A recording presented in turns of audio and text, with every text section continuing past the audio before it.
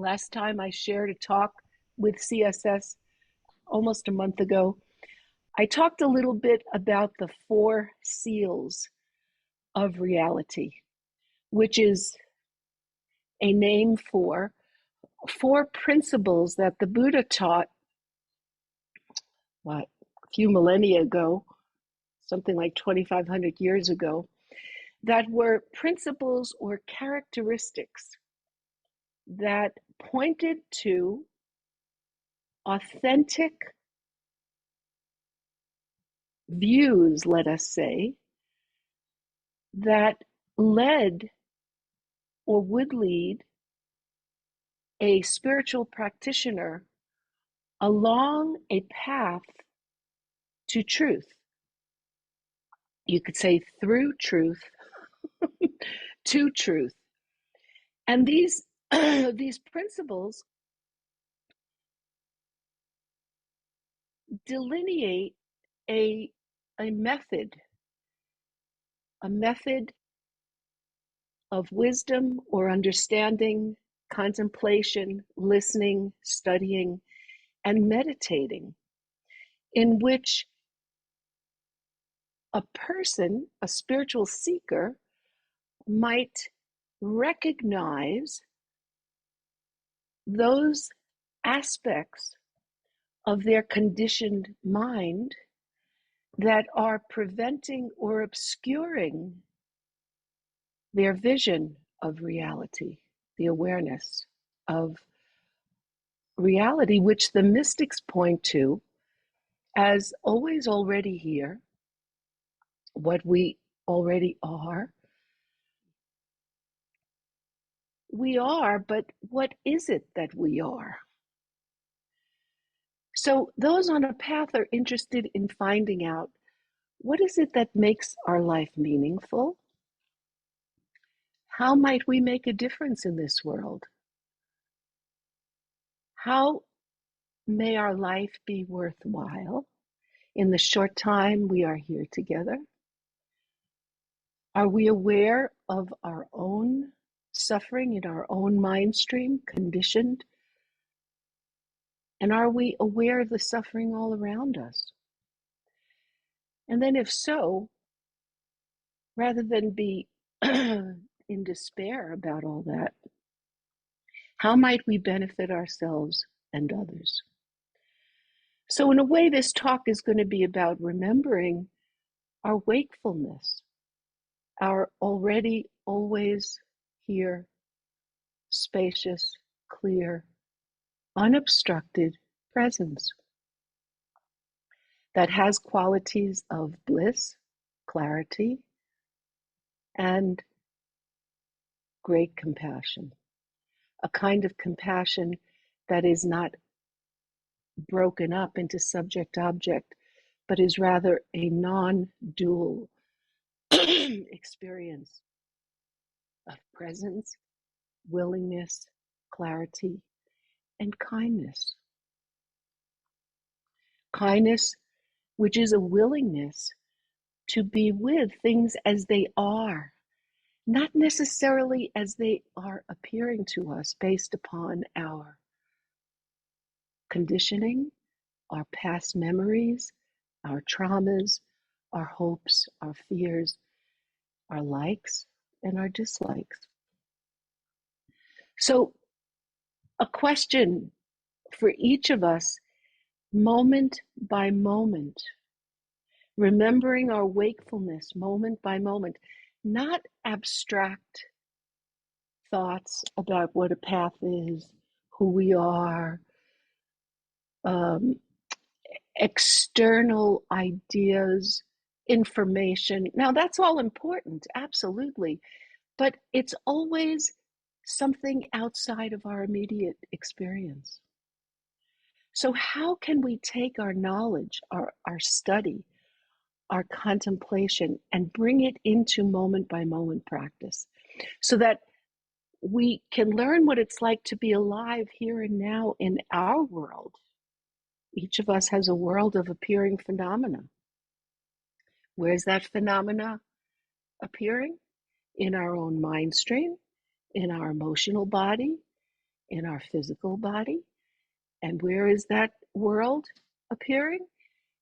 In what we appear to be looking at outside of us. So today I made some notes.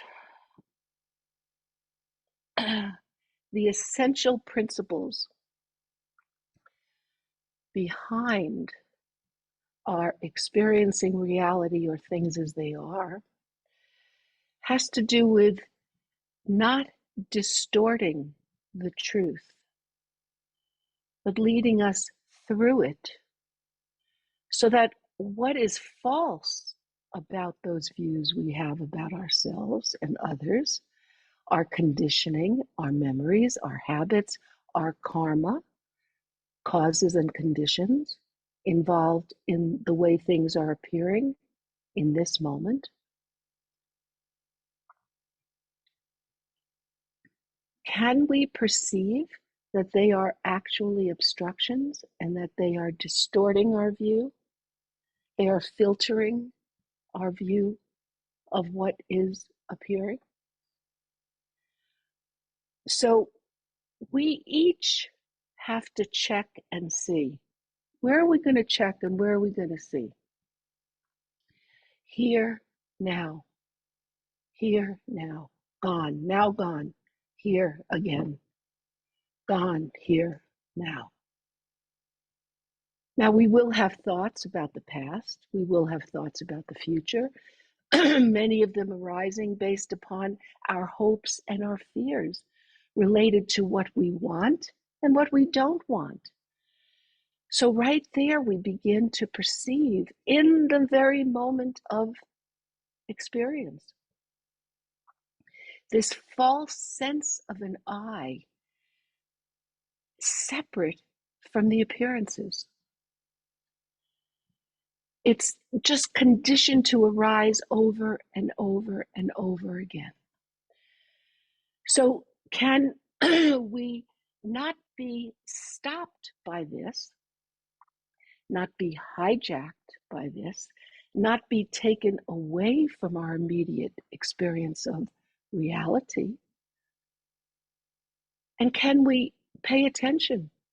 Can we practice to understand how we are being moment by moment? So right there, we begin to perceive that the power of our cognition is to use our attention.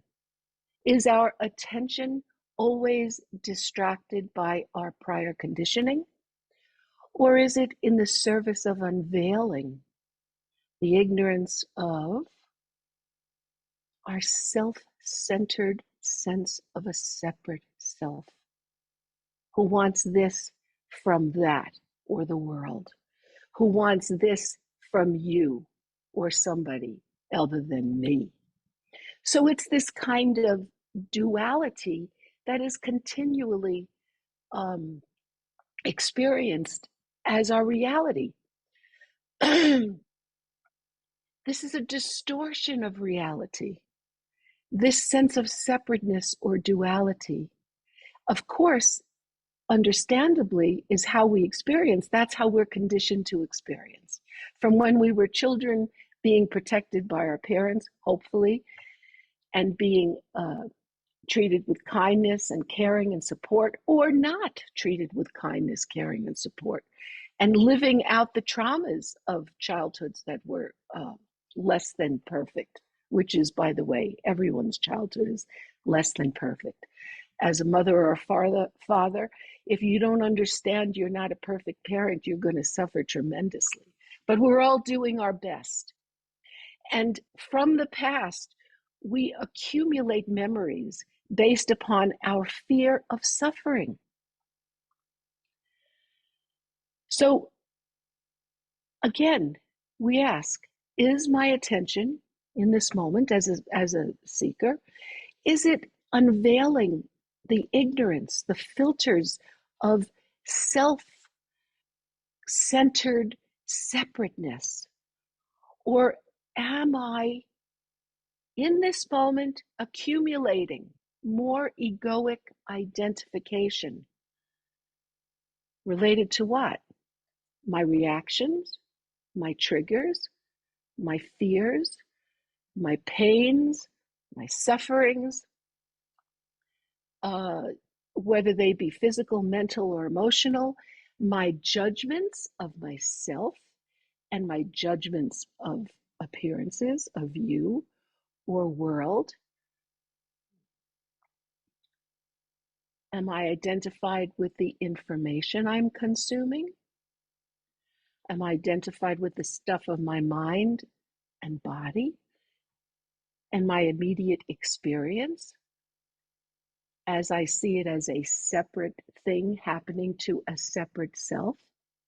So, is my moment to moment recognition of self centered emotions and thoughts, when I see what's going on, when each of us as a seeker on our path of discovery, if we see what is arising because we're more interested in using our mind to observe what's happening in our mind than being interested in using the appearances of our mind to be distracted by more experience, by more consumption, by more accumulation related to hope, fear, likes, and dislikes. So, the question that we might ask ourselves during the whole day, all day long, where we can practice off the cushion is, am I recognizing these conditioned thoughts? And as I recognize them, do I renounce them rather than follow after them? Do I offer them? Do I make this my offering to Buddha nature, to God, to the great sacred mystery? Because I recognize them as not who I really am, but as a conditioned arising in my own mind stream and in everybody I'm interacting with. So that inquiry, how am I? Who am I? What's happening here? Has to occur in a relaxed and open state. If it occurs with the grasping mind that's got to find the answer to that question, then we are simply in the service of what? More egoic accumulation, separate self, separate wisdom out there. Where is there outside of the immediacy of this moment and the immediacy of my experience? Each of us unique world of experience, moment by moment. So before anything pops up, and we never know what it's going to be, we're already always here and ready to know, hosted. We are the open, clear knowing, the cognition of anything. That's called being alive.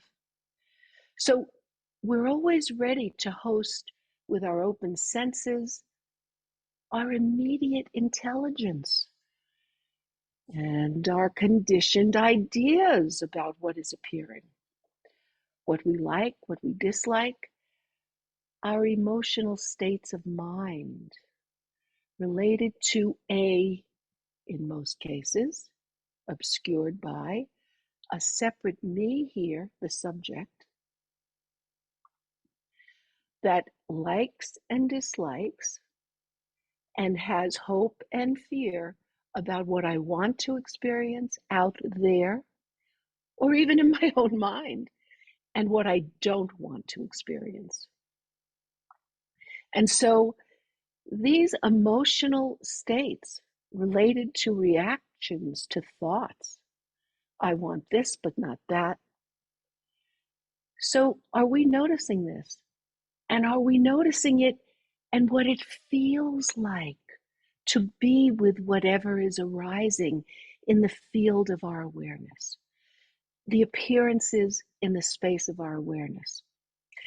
So then given all the teachings we've had and all the teachers all repeating the same thing over and over again, are we able to pause long enough, a split second, millisecond, second, maybe three, to discern a process of the arising of a form,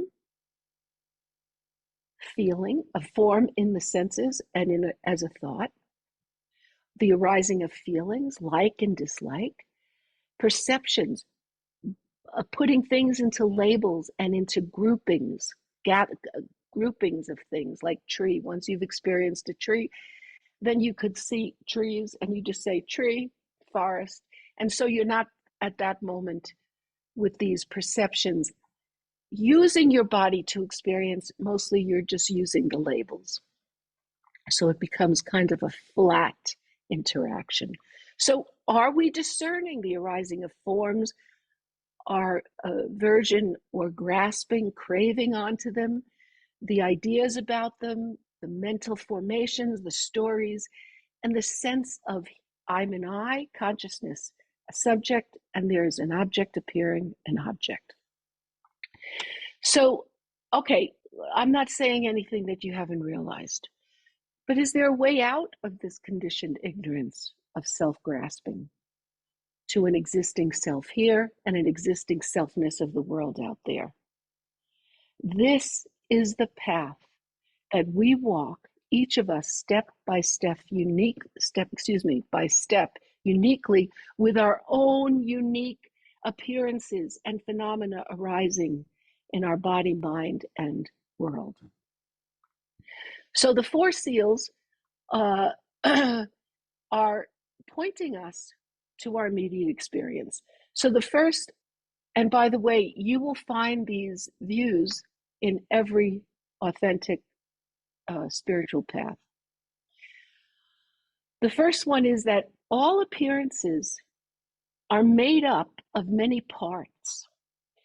So we call that compounded or composite. A glass is made of silica and other chemicals. I'm not sure what they are, but absolutely everything. A gong, what we call a gong, is made up of the thought that this is a gong based on our experience of how we use it. It's made of wood, which is made up of a tree, which is made up of minerals and sun and the elements and water and tree, etc. And then there's something here that it's made up of.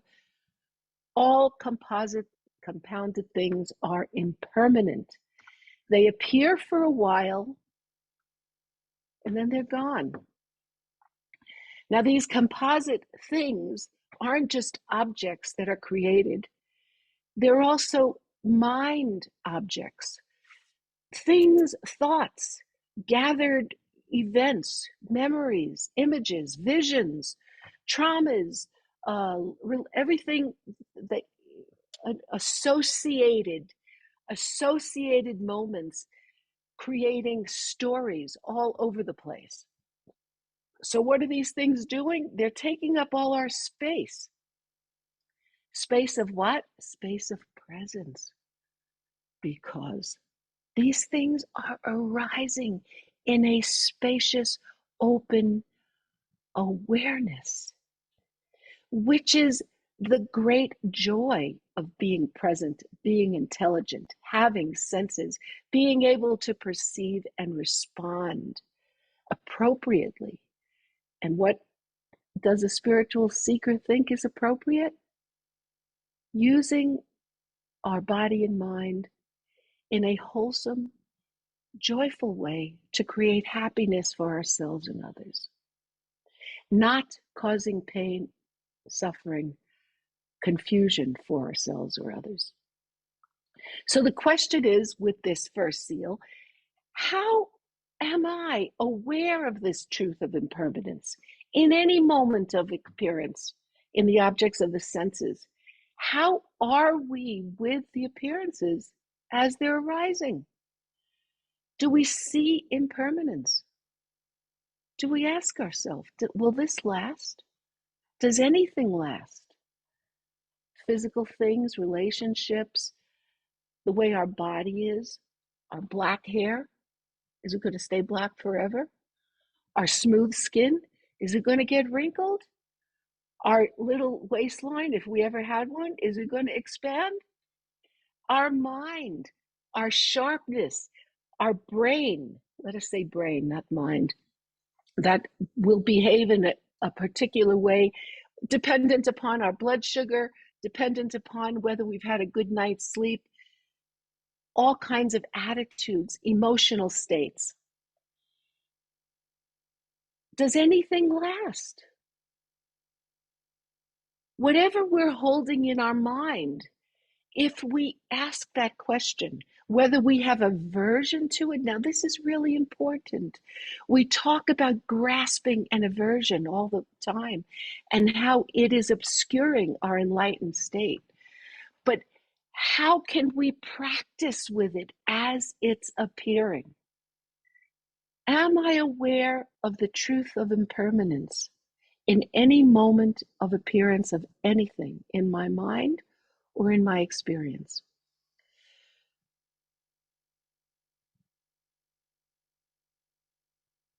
We more and more are convinced that nothing lasts. So, how is this an important viewpoint that opens us to a deeper truth? The recognition of the impermanence of everything, the deeper and deeper this pervades our moment to moment experience, will give us more pause from reactivity and greater insight into the truth of impermanence with everything, whether we like it or not. So this is in harmony with the true teachings, teachings that by virtue of our immediate experience with the teachings reflects the truth of impermanence. So then next, how does it feel to be alive? So the second seal, self-centered emotions. I, a separate self with likes and dislikes, must get what I want, must not get what I don't want. How do self-centered emotions always cause pain and suffering? Most importantly, how do they distort our view of reality, of what is actually happening? So this you can easily understand when you recognize when you're angry about something or angry at someone, your perception of them or that situation is so distorted by anger. Is there anybody here who doesn't know that?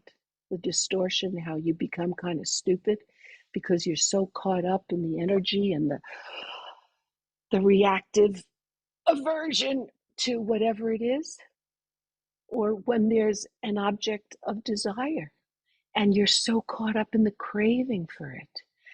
How these are distorting what's actually happening. Number one, what we just talked about, this is an impermanent object, created and held and fixated, entangled with my desire or with my aversion. So we begin to ask ourselves, this is where now the teachings come into direct and immediate practice.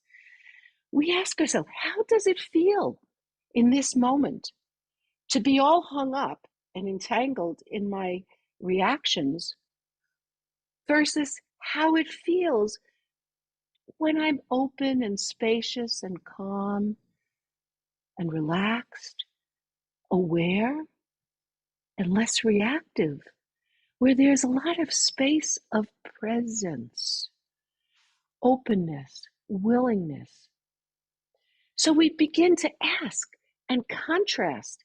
How does it feel to be self-centered, closed-minded, reactive, disturbed, uncomfortable because of my craving, aversion, hope, and fear, with all this emotional, self-serving need popping up?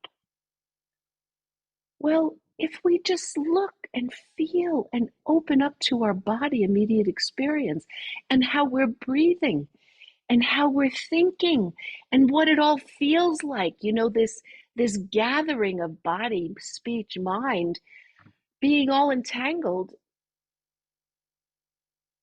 we begin to realize this is my suffering. This is your suffering. This is our suffering. Rather than being present with whatever has been caused and conditioned from past experiences of coming together now, popping up, is simply arising in an infinite space of already always here awakened presence.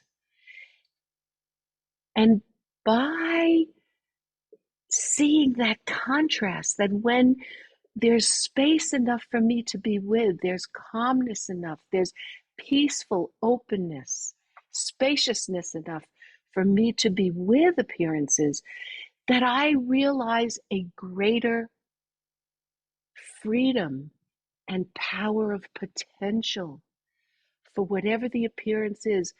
I can be responsive in a very creative and loving manner. Or I can be all caught up, lose all my spacious presence, and completely hijacked by reactive, self-centered emotions, craving, aversion, competitiveness, pride, arrogance, aggression. So when we pay more attention to this, many people will say this, they never realized how crazy they were, or they feel like they're suffering more now that they're meditating. Well, that truth, that insight into how uncomfortable and painful these reactive conditioned states of mind and emotion, self-centered presence that's obscured by being a separate self, which is not true, which is just ego, falsity, habit accumulated by being distracted over and over again. So we see the naked reality of this suffering. And this is not easy. And this is where we have to have respect and love for ourselves to actually not only be on a path, but to stay on a path, because it can get very uncomfortable. The more you see, the more you feel, the more you recognize the obscurations of conditioned mind. If this is like a crossroads where we have to open up to our already perfection, the space of loving kindness that is always with us in every moment as a potential. When we look deeper into what is uneasy and we ask ourselves right here in the pain and confusion, what is uneasy? What or who is suffering? What is this I looking for an end of suffering? Now, these are just words, but you know what they mean. They mean turning attention in attention of mind, capacity, cognitive intelligence, looking at what's happening in this mind. Am I lost in my habit reactions to pride, disappointment, aggression? And am I all lost in this? And I'm lost in my reaction of hurting, of pain, of disturbance, of discomfort. And now I have to move away from that into some other distraction. And so you will see why we are constantly going round and round from one distraction to another, because we simply neglect practicing in the very moment of bondage and looking inward and breathing and feeling the pain in our nervous system, because every thought has associated energetic patterns pulsing through our bodies. So can we breathe out and experience openness? When we look, we're not going to find anything. We will be dropped into an expansive, endless, groundless, spacious presence. Many people are not comfortable there. The addicted mind wants an object, wants a distraction, wants to feel duality once again, because that moment of turning attention upon itself is a moment of non-duality. And when we look, we will not find anything. We will simply remain a presence and openness. And we will feel appearances, be they of another thought, a reaction, fear, boredom. We will simply be aware of it arising and wanting us to react rather than abide in openness, in willingness, and in creative curiosity. It takes a lot of intelligence to have such subtle perception. Mind looking at mind. So by our immediate and direct practice, here is a deepened insight into the view of reality. So let's repeat it. Self-centered emotions are always painful and cause suffering and distort our view of reality, of what is actually happening moment by moment. Okay. Number 3, all phenomena, whatever's appearing, be it internally or externally, be it my idea of a me, my idea of a you, is empty, does not have personal individual identity, rather is emptiness. So there is emptiness, the great word emptiness, that most people are going to distort by this craving and grasping onto. It must be an object that I need to grab onto and get to know what it is. Okay, this is it.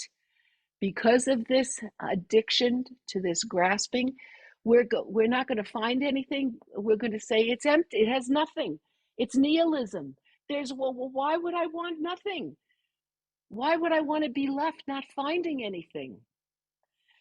So the uneasiness and discomfort of the self-centered emotions, I and other. So we have this discomfort, and then we turn attention inwardly, and then we have another discomfort. It's called emptiness. What's there to find?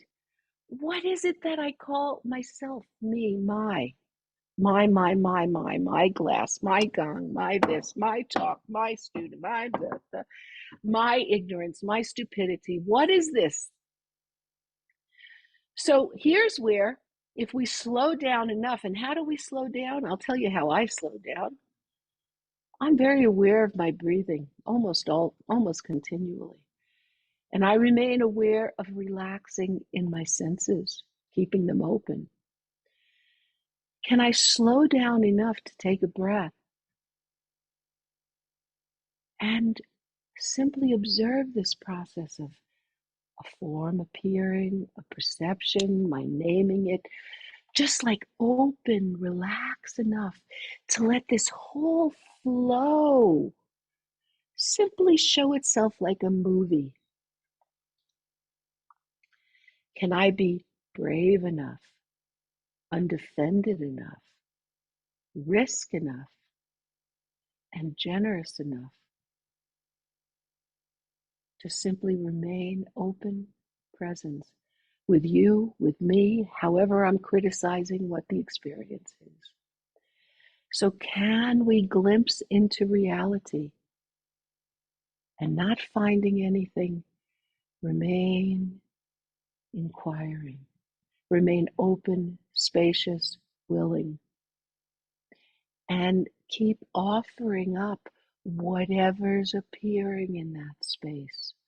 Not grasping on to anything as me or mine, not giving into my fear of pushing away out of my aversion to what I, separate ego, wants. So are we willing? Are we willing to learn, to become familiar with this uncertainty, this great sacred mystery of presence, and let false habit self die over and over in the nameless, unfindable, centerless, open space of pure awareness, spaciousness. So you can say this is being with a capital BEING, yet not a being. You get it? Oh, I love Sheila nodding her head. Yes, that's that's very, very good, Sheila. Victory. So being yet not a being in the same moment. Wow. This does not happen in time, folks. This is why we talk about the timeless presence. Because there's no thought there, yet there's a knowing. All our thoughts have brought us to the edge of this world of conditioning where we can jump into the depth and expanse of our unnameable, centerless, nameless, sacred being, mystery, presence, our godliness, our no thingness.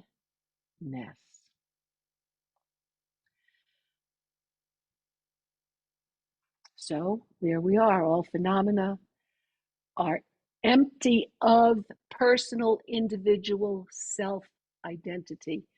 They are emptiness itself. And what is this emptiness?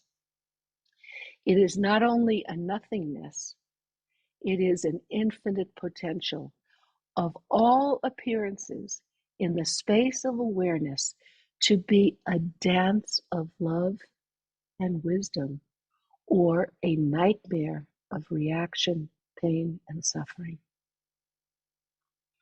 So, having the realization that the appearances, the phenomena, the things arising are not what we think they are, because we begin to realize all our thoughts are conditioned. Oh, I'm conditioned to not like this.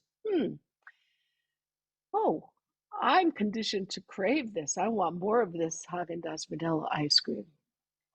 So if they're not these conditioned filters, thoughts that we're putting on the appearances, then how can we describe what reality really is? If there's no words, no labels, no descriptions that fit, because reality can't fit into any concept, then we literally remain this indescribable, nameless, unfindable, centerless emptiness that is spacious, that is aware, and appearances can begin to flow through this great space of being when there's no separate being doing something with any separate thing. So, with the bravery, the generosity, the undefendedness towards being, yet not a being, there is a sacred realm of inquiry and an energy, a blissful energy of playful dancing with appearances in awareness. Now, it may be hard to believe this, but the bliss that arises when we can abide in openness and presence and willingness, not grasping onto any triggered, conditioned state, that there is a bliss, or I would say a relief from the bondage of all that conditioning, that becomes more, this is hard to say.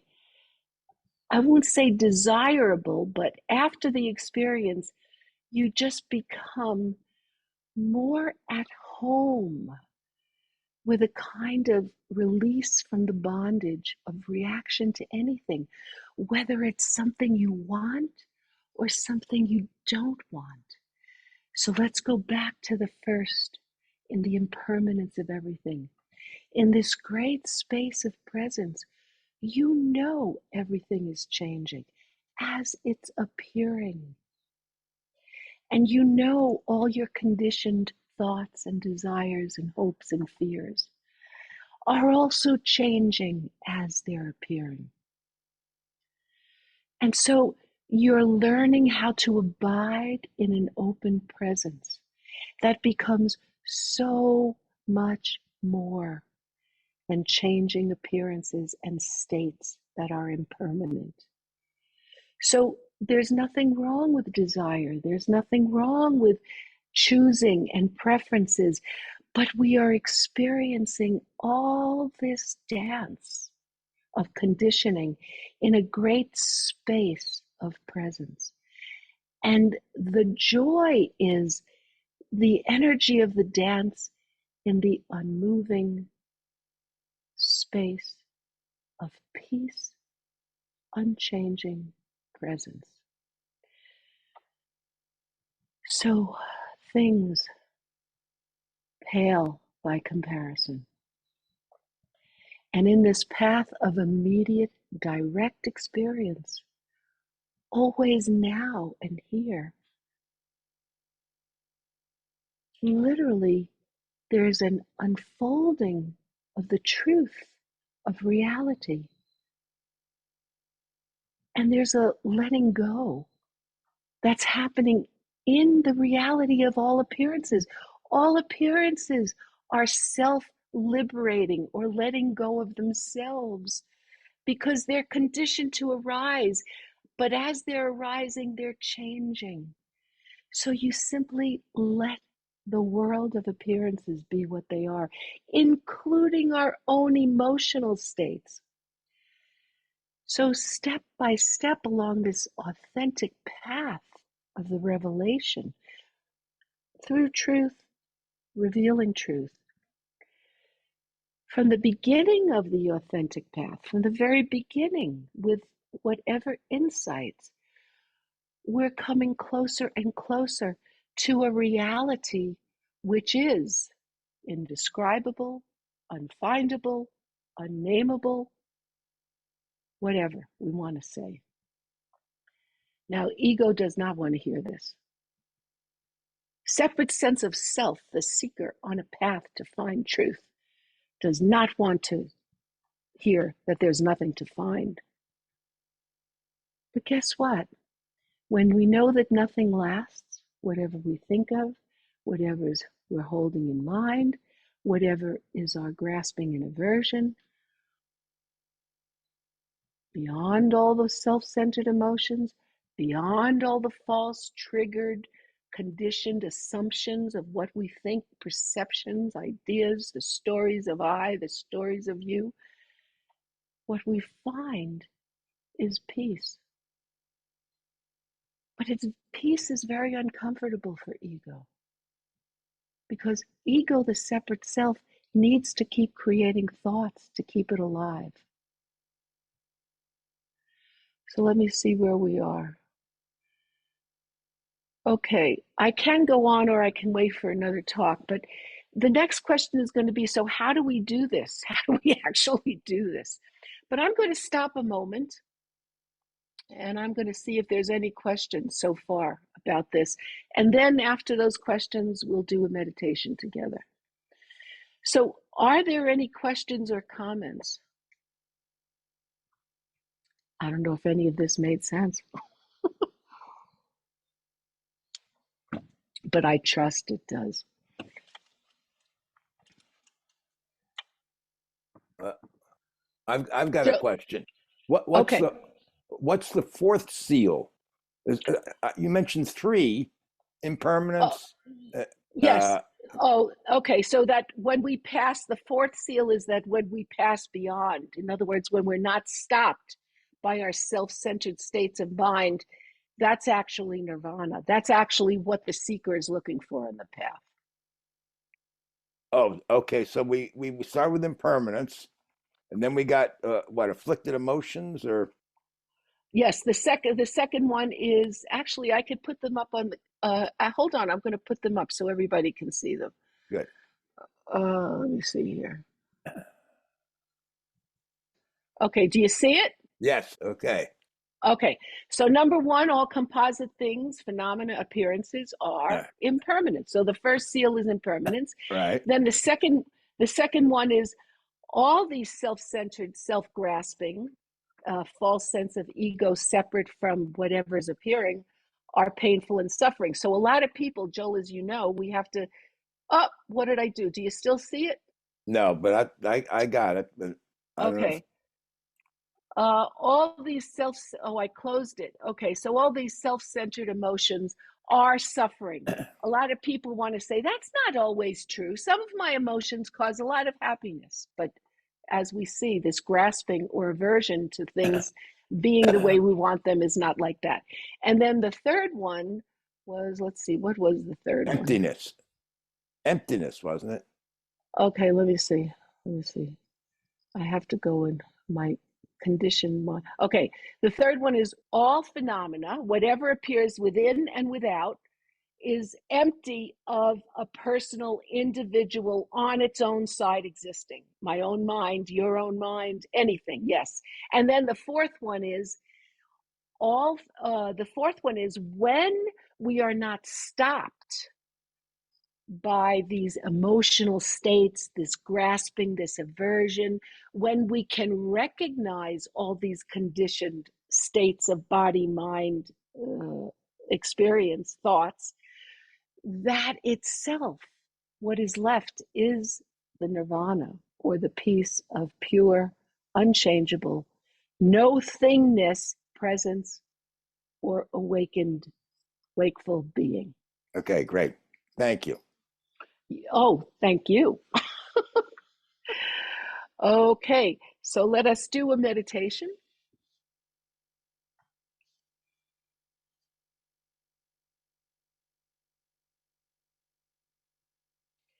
I am going to put my volume up because sometimes I talk low. Okay.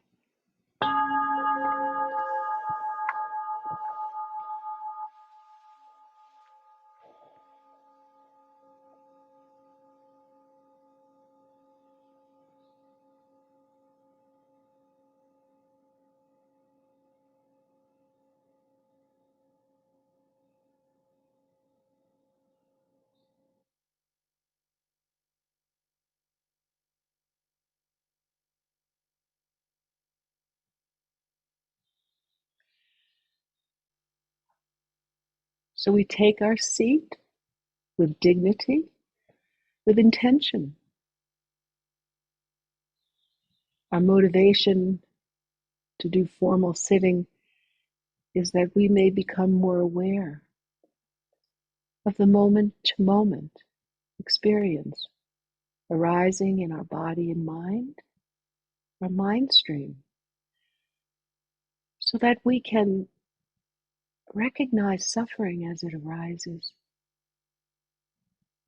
and be of benefit to ourselves and others, all beings whom we will encounter, rather than causing additional confusion and suffering. We may respond with love and creativity.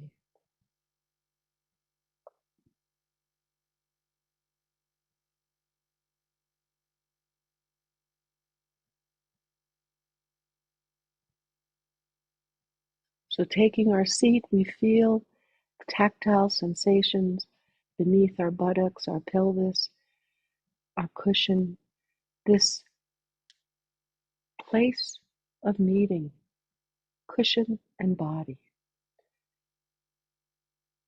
where sensations arise. Simply be aware of them in the space of your awareness,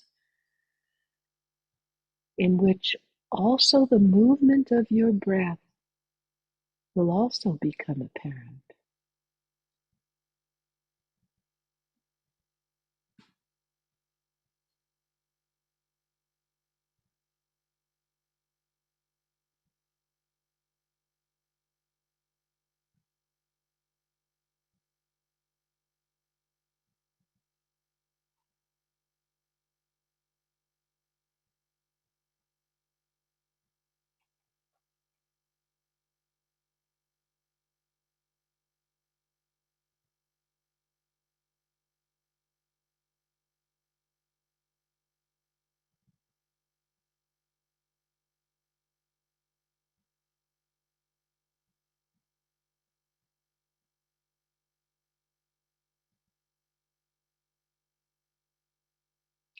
So we're calming the moving mind,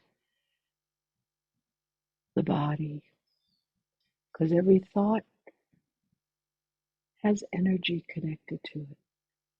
So when we're grasping, we're creating all kinds of entanglement in body and mind. So by placing attention in the immediate direct sensations and the breathing, the movement of breath in the space of awareness, we're calming down.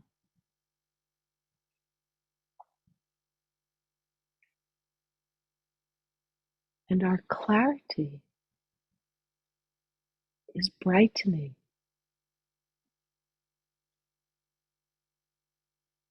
as it must for us to be aware of the subtle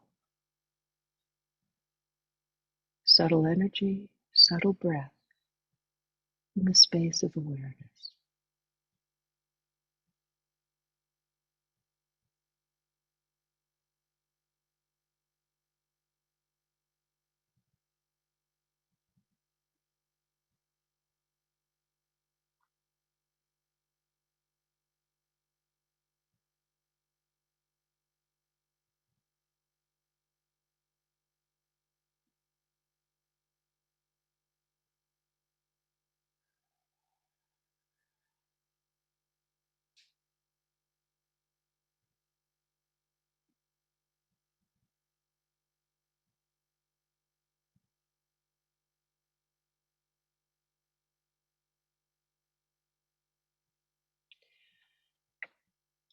Allowing thoughts, visions, memories, whatever, allowing them to appear if they do. We feel them arising just as we feel the breath and the sensations. These images, these thoughts are simply arising in an open, spacious awareness. And we allow them to come.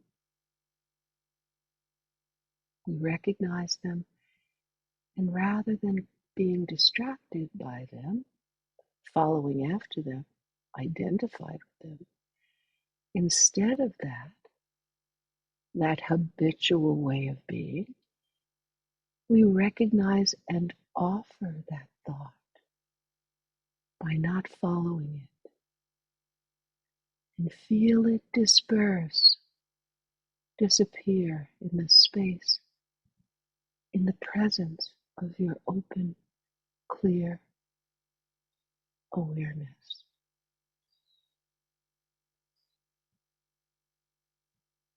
Release.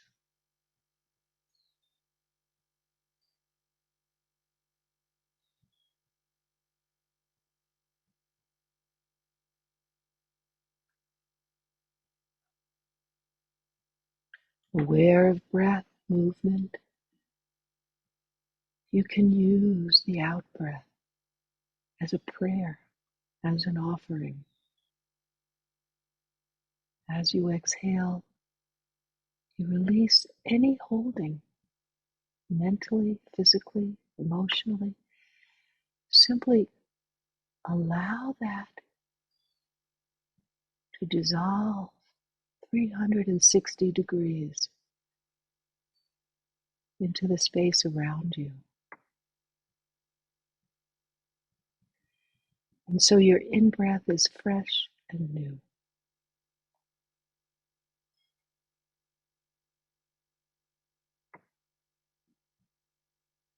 That does not mean that thought or that emotion, state of mind that has you caught will not appear again.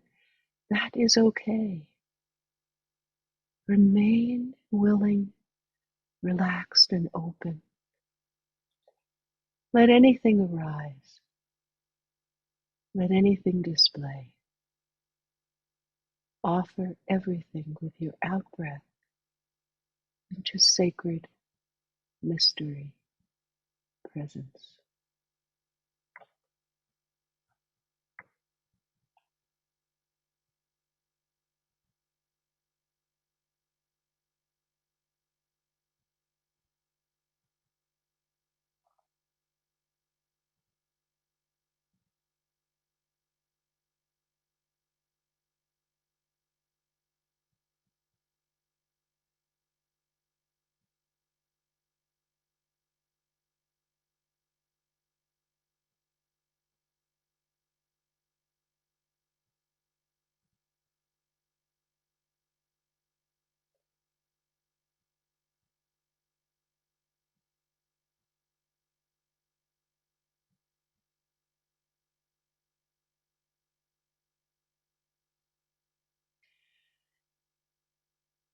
Using exhalation as a release from entangled objects of phenomena in your awareness, we are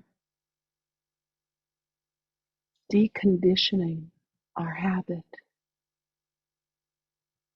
of grasping or resisting any appearance. Instead, we are giving it its space and being, offering, letting go.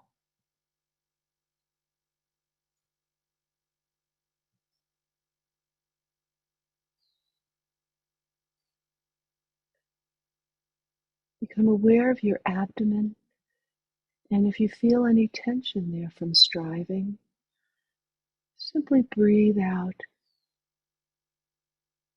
Saturate that sensation with your out-breath, and let your breath continue out into the space around you.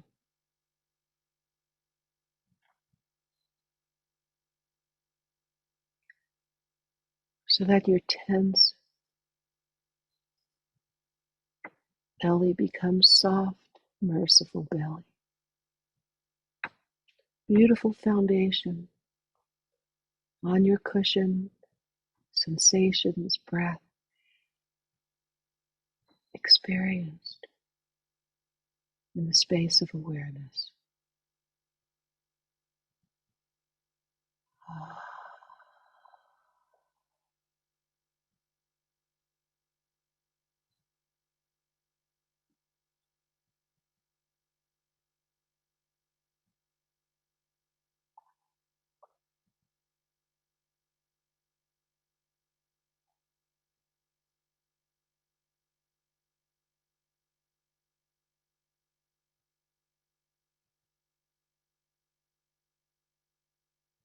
Now breathe into your heart area. Allow your attention to feel you're sitting in your heart, the center of your body, aware of that openness,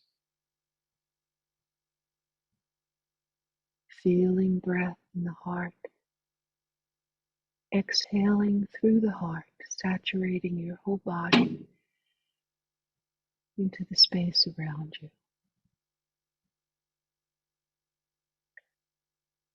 There's a gentleness, a mildness, a kindness, an openness.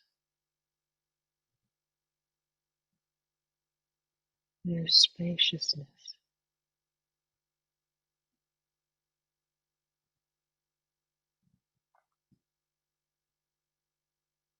And there's clarity of knowing.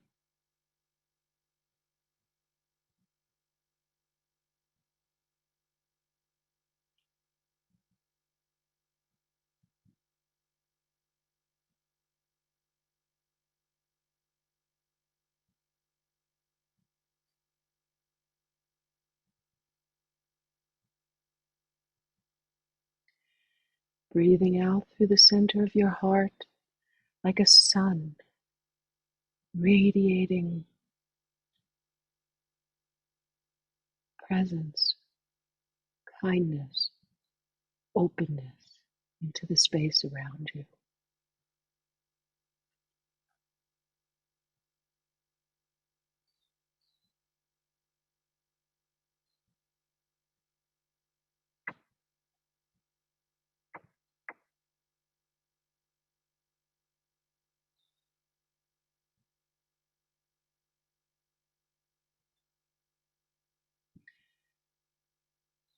And then see if you can feel the turning around as your out breath becomes your in breath.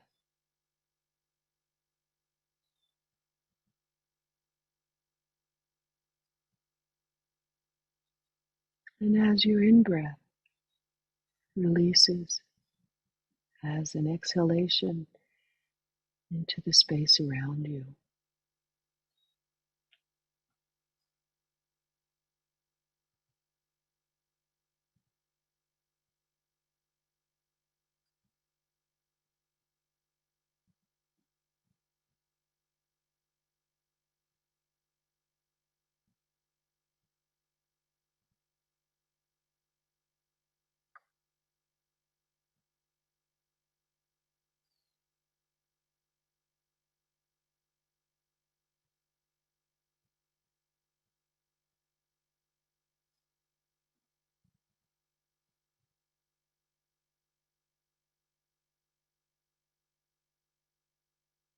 So your clarity has a reference of movement, movement of breath, sensation, and awareness of limitless space simultaneously.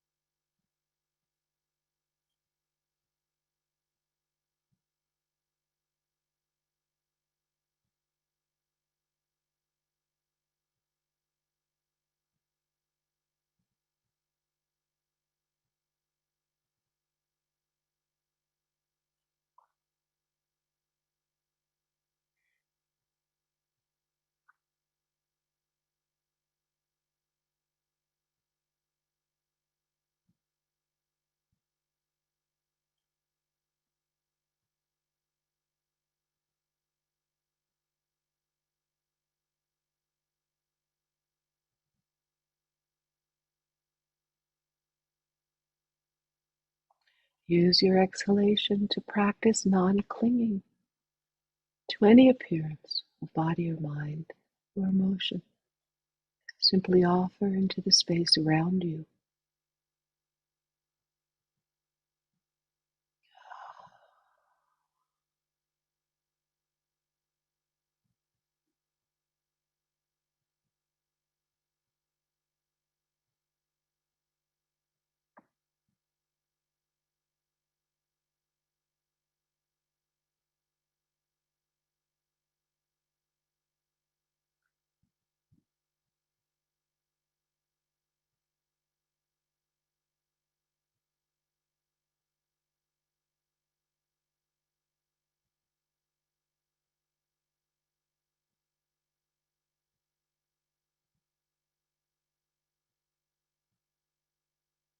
relaxing into the space of pure, naked knowing, spaciously aware. You begin to learn the one taste of appearances, allowed and offered. Let go in the space of awareness. All appearances reveal an energy, a life force, an impermanence, an emptiness that is used in the service of loving kindness and non-clinging, arising from peace, through peace, into peace.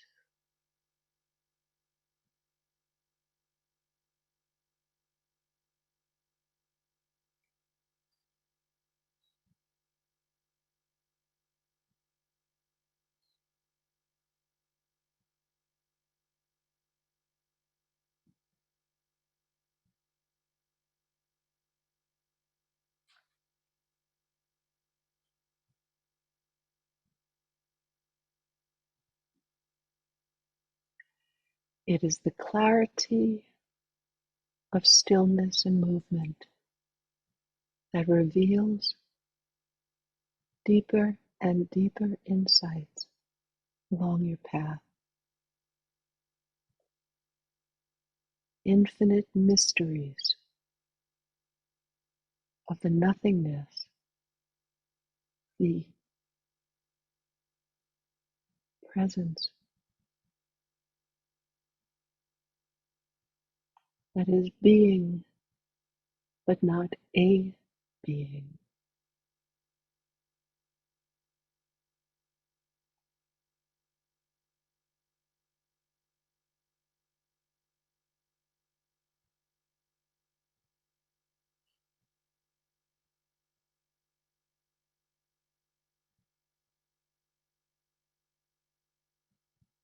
Allow your attention to rise up through your shoulders, your neck.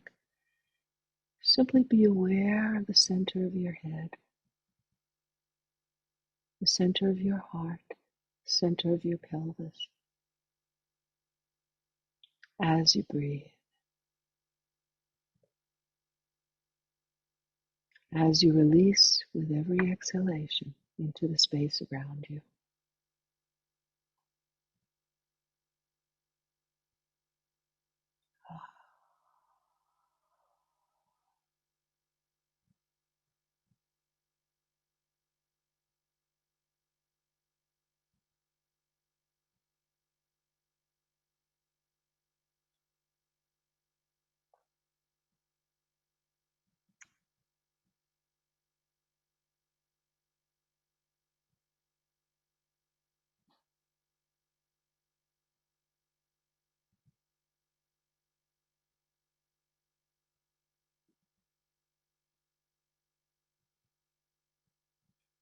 See if you can discern the ever so subtle movement of energy as you breathe.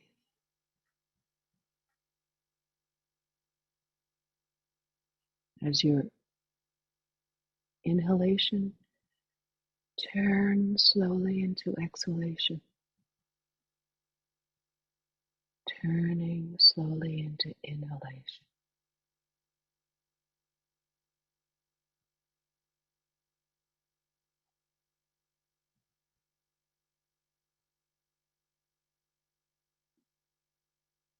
Non-clinging, offering every appearance, phenomena with every out-breath.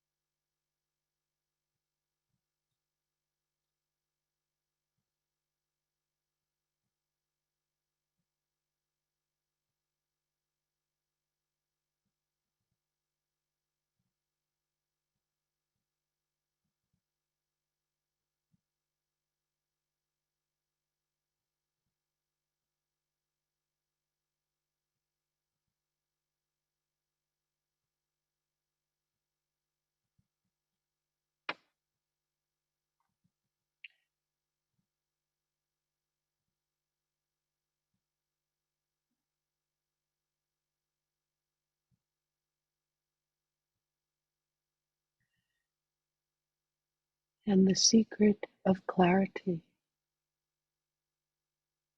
the brilliance, the luminous intelligence of pure being brightens and is fed as it consumes all false states of thought, emotion, and reactions. The more you recognize and offer, the deeper and more expansive your luminous knowing of space, compassion, and presence, allowing the dance of all conditioned appearances to arise, display, and dissolve. You remain always already spacious, open, and loving.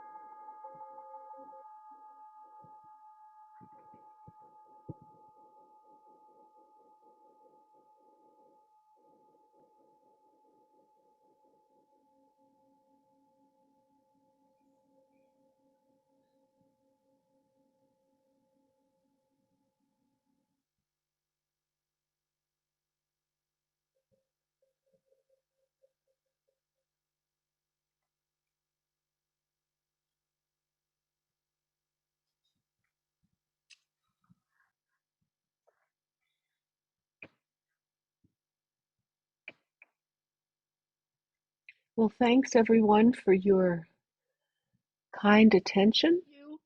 Have a happy, beautiful, peaceful day. Enjoy. Thank you.